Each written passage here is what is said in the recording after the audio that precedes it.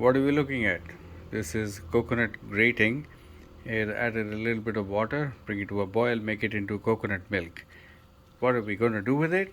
We're going to make a sweet dish which is mildly sweet, and it's a Filipino sweet dish called suman or bud kabog. But in this case, as usual, in suman they use either tapioca or they use white rice to make the sweet meat. In this particular instance, I'm going to be experimenting with millets replacing the rice. I'm going to use barnyard millet for making suman.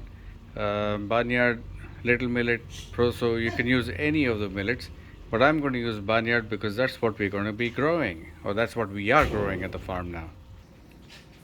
So I'm enlisting some local Filipino people to make this dish. Not this little guy. His name is Midnight. And common in many South Asia, Southeast Asian countries is the use of banana leaf in various things they do, and I'm going to use that for making suman or bud kabog. Some of my enlisted help are very shy. Going to help make the suman.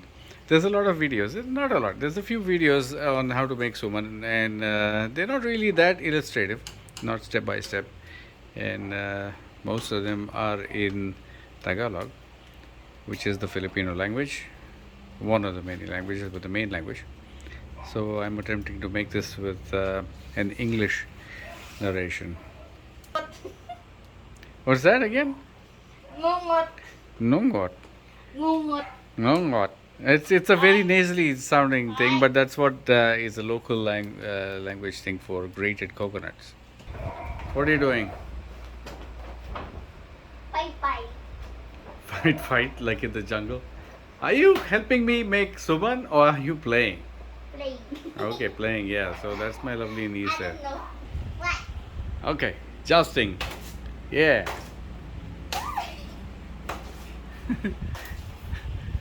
Come on, this is a serious cooking show. What's cooking without a little fun, eh? Have fun cooking. So now what is being done is toasting, believe it or not, the banana leaf on an open flame. This is how they prepare before they make the suman. So the reason why the banana leaf is toasted or heated up like this is to make it supple and loose, and it folds very easily, and we need it to fold easily because the suman gets stuffed in it before it gets steamed, stuffed in the banana leaves, and that's exactly why we need it. We need to heat it up, then it becomes like cloth. So you got to cut it into squares like this, and that's where the suman goes to get stuffed. Am I right? Yeah. This is doing a good job. It is brown in color because it just got toasted as you just saw. Yeah, what are you doing? Cutting it into squares, huh? Singing and cut. Singing and cutting, that's the best way. Have fun while cooking. Make a point of it. Even I'm making notes to myself. Next time I cook anything, I'm going to sing. Measurement is approximate, eh? Okay, I'm going to hold it on this side and you can start cutting. And separately, the cooked coconut grating has been made into coconut milk that you see over here, and that is one of the essential ingredients for making suman. Okay, now joined by the other apprentice, and you've seen her flying airplanes. Now all of a sudden she's shy. In some of the previous episodes, Nerissa has been flying in an ultralight, and she had a great time flying it. Yeah, Nerissa, you had good fun flying it, yeah? Oh yeah, see? And now she wants to help make this suman.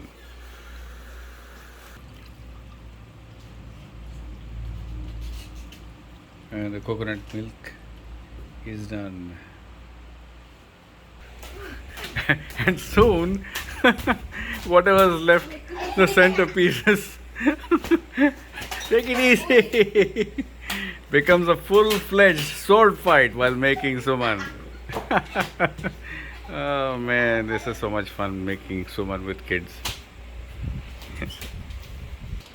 Okay, so what's gone on inside here is barnyard millets, and that's about 1000 grams or 1 kilogram of it, because we're going to make a lot of suman. So first things first, we're going to wash it and then half boil it, and then I'll show you the whole process. Okay.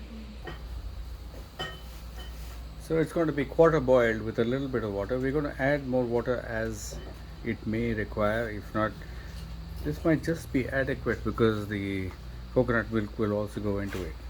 Once again, this is barnyard millets, and we've added water to it and bringing it to a boil for about 15 minutes.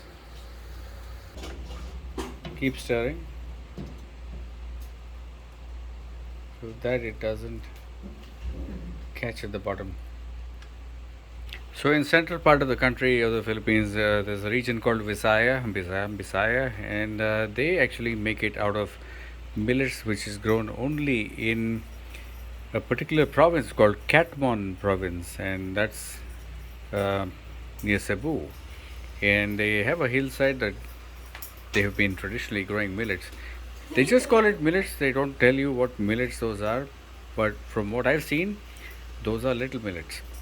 So barnyard millets, little millets, all of these can be used, and they call it bud kabog, and it's a very localized delicacy in the Visaya region.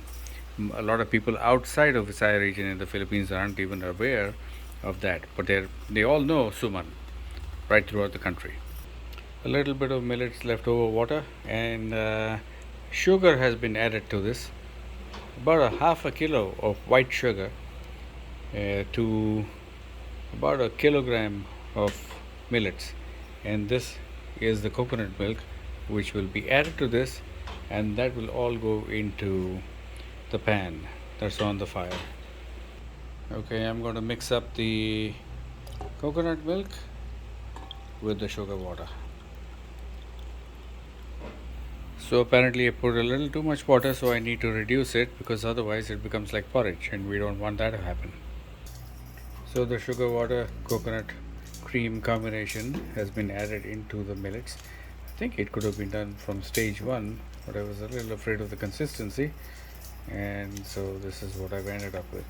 Now let's cook it for a little longer. And my hands are aching from folding this heavy stuff. You got to constantly do that so that the bottom does not catch fire or get burned. Pardon me if the video goes a little off center because I'm talking and cooking at the same time. Let me pause this.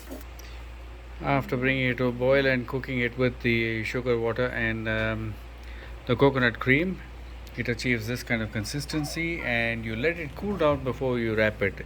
It may not look like much, but let me tell you what it smells like. It smells like a slice of heaven.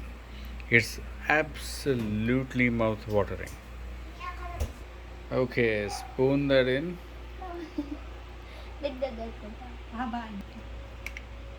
Okay, under supervision from some other friends.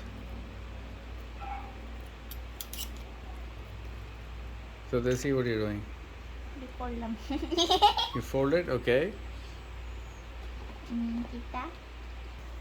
Oh, no.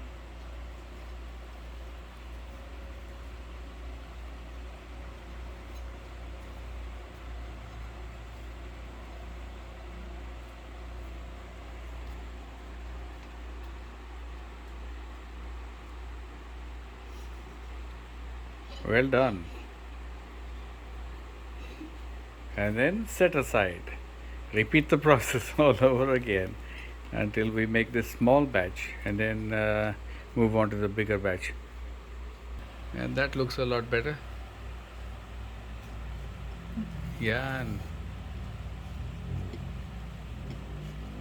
neat.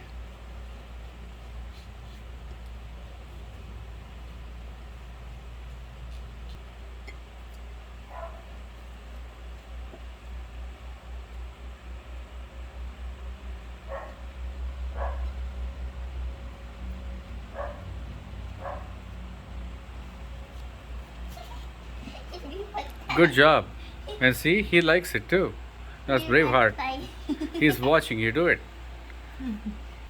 Last step after the wrapping is done is use a steamer if you have, and I don't have it. So we just put some water into this, and there's a stand, a steel stand underneath that, if you can see, and cover it.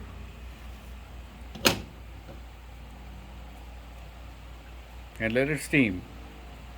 And another batch being prepared. Or one batch is getting steamed, the other one's getting prepared. Got one out of the steamer. I'm going to let it cool and then unwrap it and see what happens. And it has been unwrapped, and this is what it looks like. And this is suman. We're going to give it a try. Taste it. Taste test.